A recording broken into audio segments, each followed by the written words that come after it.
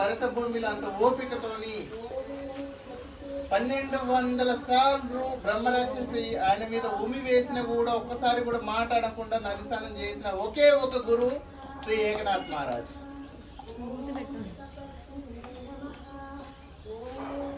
ఎవరైనా చేస్తారా? ఎంత కోపం వస్తే చిన్న మాట అంటేనే 1200 సార్లు ఎంత చూడండి.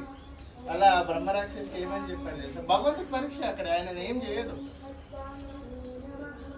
మళ్ళీ ఏమని, నీకు ఇంత చేస్తున్నా నీకు ఎందుకు కోపం వస్తలేదు అని అంటే ఒక్కటి మాట్లాడి, నీవు ఇలా నాకు అవకాశం ఇచ్చావు, నా గంగమ్మ తల్లిలో నేను స్నానం చేసే అవకాశం నాకు ఇచ్చావు, ధన్యోస్మి అని.